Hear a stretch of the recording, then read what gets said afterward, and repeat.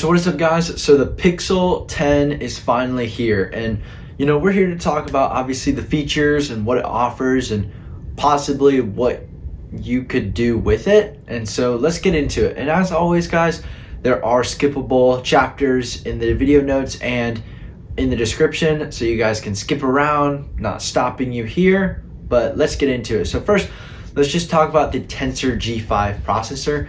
The Tensor G5 is Google's latest processor, coming in at around 3 nanometer process, and this will allow for the Gemini Nano feature to finally come to the Pixel phone, basically allowing Gemini to actually run natively on the phone without it having to come back to the cloud and then the information come back to the phone.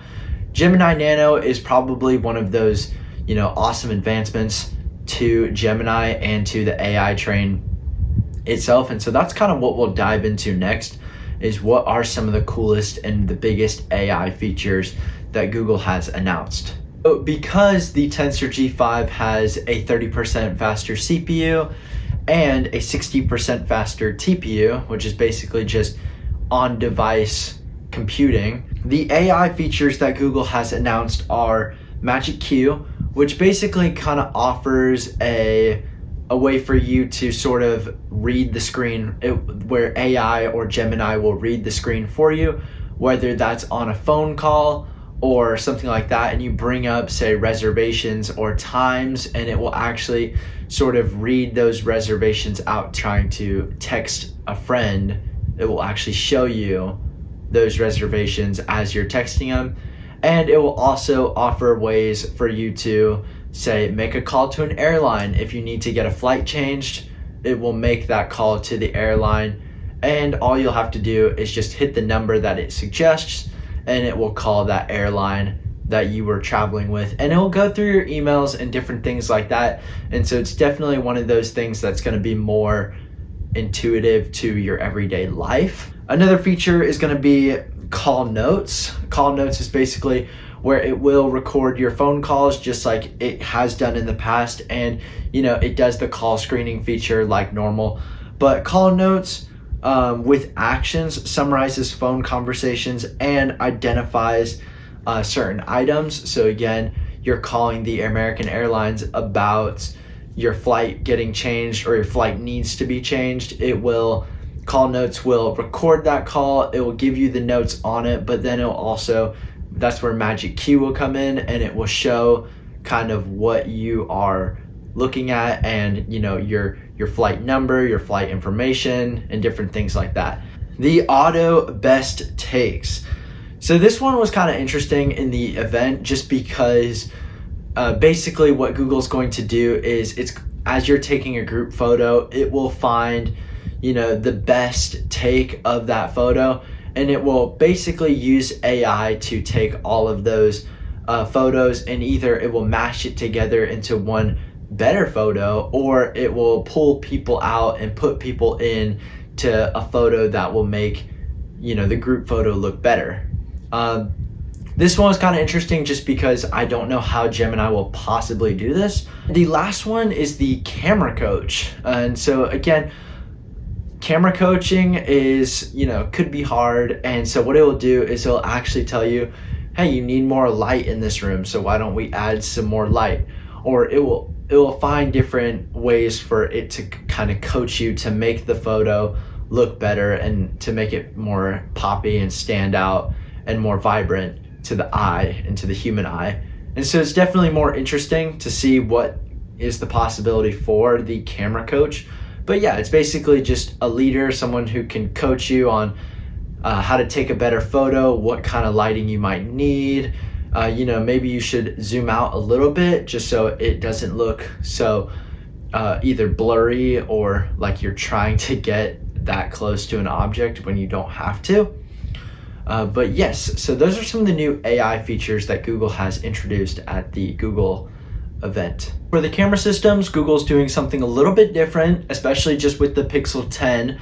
They've actually said, let's kind of do what Samsung's been doing, and let's bring in another camera lens. And so with the Google Pixel 10, you're going to be getting a 48 megapixel wide, a 13 megapixel ultra wide, and a 10.8 megapixel telephoto with an optical zoom of 5x up to 20x. Optical super zoom is what Google actually calls it.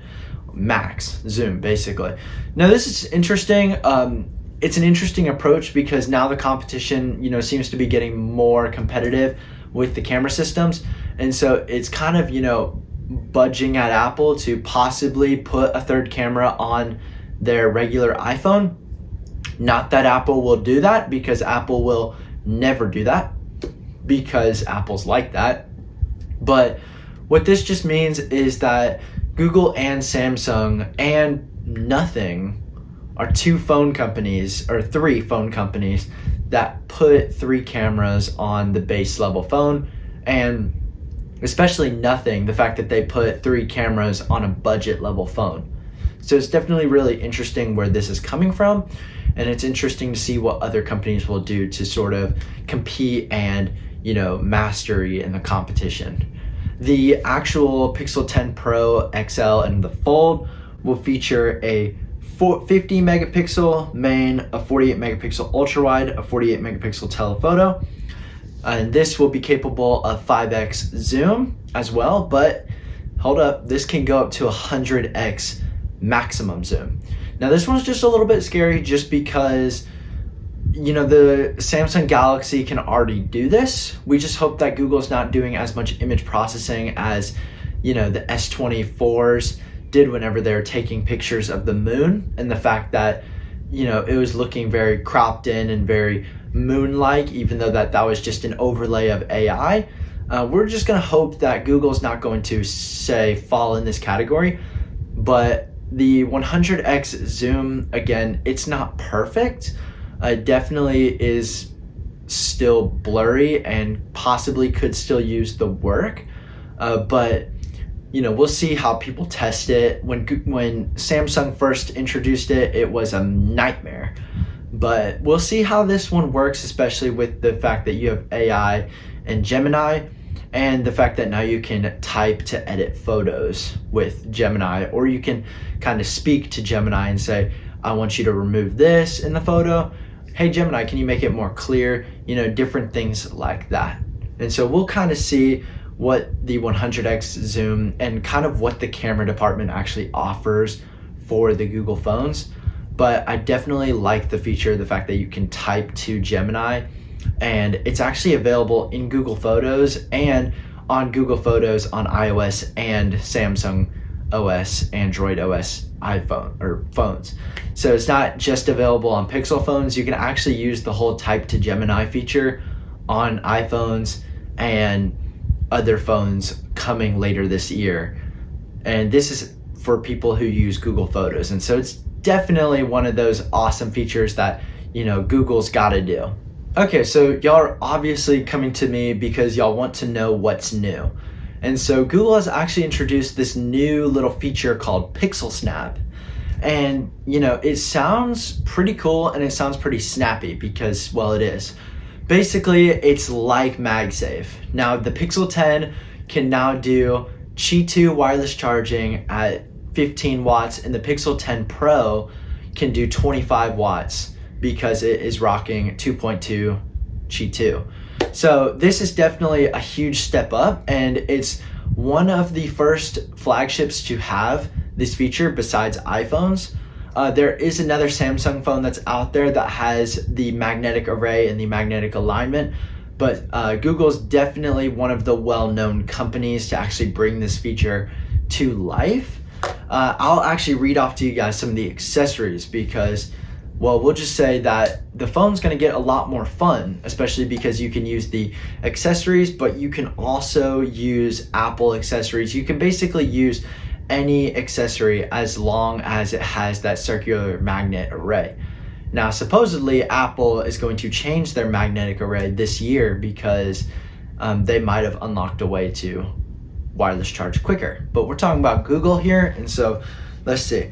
The actual Pixel Snap charger is going to run you about $39.99. Now this is compared to the MagSafe charger also being around the same price range. I think it's around $35 to $40, and so this we weren't really I mean, this ain't really questionable. The ring stand is going to be around $30. And so this is kind of like, it's kind of like a pop socket kind of stand where you can put it on the table, but then you can also like put it around your fingers and hold it kind of like a ring. Supposedly a lot of reviewers who have gotten hands-on with this phone say that it's very good at staying on and it's very strong. This obviously does make a difference if you have a case on your phone, but also Google will, you know, account for this, and they are releasing different cases for their phones. The $70 charging stand is basically, again, like the charging stand Apple released, but it's basically where the phone will stand up and it will charge. Pretty cool. I like the idea of the Pixel Snap. I like the name. The name is definitely very snappy and cool. So good job, Google. So now for the price, because you are obviously wondering how much these phones will cost when they come to market. And so for the Google Pixel 10, the phone will start at $799 base model. Normally Google does like $100, $80 for upgrading the storage. For the Google Pixel 10 Pro, it's going to be $999. For the Google Pixel 10 Pro XL, it will be $1,199. And for the Google Pixel 10 Pro Fold, because Google likes the longest names ever, it's going to be $1,799. You're still paying for that kind of luxury phone, and so Google's definitely a little bit cheaper than the Z Flip, or I should say the Z Fold, but you are still paying for that luxury phone. I will mention something about the Fold. The Fold is the first phone to actually have IP68 dust resistance. And so this is actually probably a big thing for a lot of folding phone users, but it's the first phone to actually feature this IP68 rating. Not even Samsung's Folds actually have this. So the fact that this one's the first Fold is pretty amazing. The Fold will actually arrive October 1st, and the Pixel 10 and the 10 Pro will arrive August 28th. So you're gonna have to wait a little bit if you want to get your hands on the Fold, but I will say the new hinge for the Fold looks very satisfying and seamless, because again, it's the first one to have that IP68 rating. So definitely super cool. You know, you can have free clearance when you take it to the beach. You're not scared it's gonna get sandy. Definitely still wouldn't put it in salt water, but a pretty good deal for a pretty good phone. Anyway, let me know what you guys think about this whole Google Pixel 10 series in the comments, and hit that like button and hit that subscribe button. Go check out our socials, and we'll do this again in the next one. But until then, I'll see you guys around. Peace.